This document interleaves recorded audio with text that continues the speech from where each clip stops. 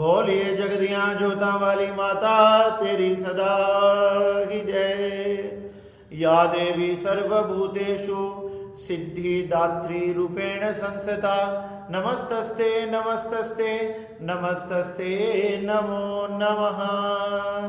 आप सभी को नवरात्रे के 9वें दिवस की हार्दिक शुभकामनाएं।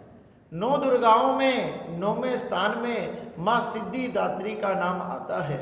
बताया जाता है कि 9 दुर्गाओं में नवरात्रों में 9वें दिवस में मां सिद्धिदात्री की पूजा करनी चाहिए। सिद्धि का अर्थ अलौकिक शक्तियां तथा धात्री का अर्थ प्रदान करने वाली। जिस मां की पूजा करने से, उपासना करने से हमें अलौकिक शक्तियां प्राप्त होती है, अलौकिक सिद्धियां प्राप्त होती है, इसलिए मां सिद्धिदात्री की पूजा नवरात्रे के 9वें दिवस में की जाती है। मां सिद्धिदात्री की पूजा तथा उपासना करने से मां अपने भक्तों की सभी अभिलाषाएं तो पूरी करती है, उन्हें समस्त प्रकार की रिद्धियां तथा सिद्धियां प्राप्त करती है। 8 प्रकार की सिद्धियां अणिमा महिमा आदि मां की कृपा से प्राप्त होती है। मां का आसन सुंदर कमल का है तथा मां का वाहन सिंह भी है। मां के सुंदर 4 हाथ हैं तथा मां के घुंघराले बाल हैं, सुनहरा रंग है। मां का शरीर बड़ा ही कांतिवान तथा रूपमान है, जिसे देखकर सब मोहित हो जाते हैं। बताया जाता है मां सिद्धिदात्री सभी प्रकार के संकटों तथा कष्टों को काटने वाली तो है ही, साथ ही साथ आपके फंसे हुए काम, अड़चन आदि वाले कार्यों को भी पूर्ण करने वाली है। मां की उपासना, मां की तपस्या, व्रत आदि करने से मां सभी प्रकार से आपके घर पर कृपा करती है, मानो 10 दिशाओं से मां अपनी कृपा बरसाती है।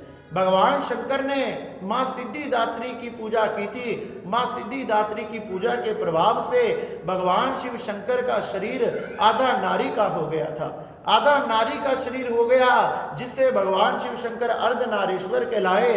अर्धनारीश्वर के रूप में भगवान शंकर को पूजा जाता है। वह केवल मां सिद्धिदात्री की कृपा से ही हुआ था। मां सिद्धिदात्री समस्त ब्रह्मांड को प्रकट करने वाली है। समस्त चारों तरफ जब अंधकार फैल जाता है, मां सिद्धिदात्री एक ऊर्जा के रूप में प्रकट होकर चारों तरफ प्रकाश ही प्रकाश स्थापित करती है।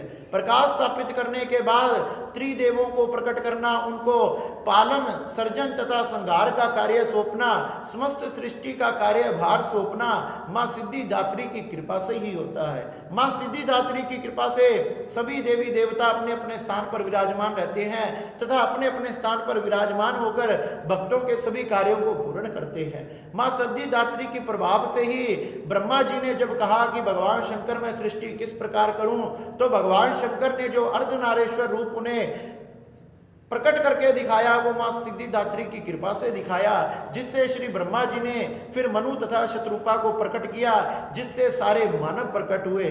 समस्त चारों तरफ जितने भी मानव हैं मनु तथा शत्रुपा से प्रकट हुए, ये केवल मां सिद्धिदात्री की कृपा से हो पाया। मां सिद्धिदात्री अलौकिक शक्तियों की स्वामिनी है तथा सभी भक्तों की इच्छाओं को पूर्ण करने वाली तथा कार्यों को सिद्ध करने वाली है। इसलिए नवरात्रे के 9वें दिवस में मां सिद्धिदात्री की पूजा करें, अर्चन करें, उपासना करें, सुंदर मां का भोग लगाएं। 9 कंजका, 8 कंजका, 11 कंजका, 21, 51 जो भी आपकी इच्छा हो, इस प्रकार से मां की कन्याओं को सुंदर प्रसाद का भोग आदि लगाना चाहिए। उनके चरणों की सेवा करना, उनके चरणों को धुलाना, उनके तिलक करना, अनेक प्रकार से उनको चुनरी उड़ाना, श्रृंगार का सामान देना, इससे मां सिद्धिदात्री बड़ी प्रसन्न होती है। इसलिए नव दुर्गाओं में 9वें स्थान पर मां सिद्धिदात्री की बड़ी ही अत्यंत तथा शक्तिशाली संपन्न होने के कारण मां की पूजा होती है, जिससे उनके समस्त भक्त संपदा आदि से, धनदान आदि से संपन्न हो जाते हैं। इसलिए नवरात्रों के 9वें दिवस में मां सिद्धिदात्री की पूजा तथा उपासना करें, उनके मंत्रों का उच्चारण करें। ओम नमो दिव्य सिद्धिदात्रे नमः।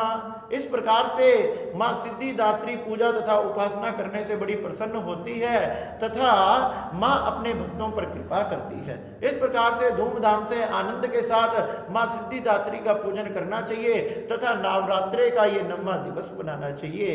इसी तरह मां के चरणों में अपनी भक्ति को स्थापित कर भक्त अपनी सभी प्रकार की इच्छाएं पूरी कर लेता है। इस प्रकार से मां सिद्धिदात्री की पूजा करें। बोले जगदियां जोता वाली माता तेरी सदा ही जय।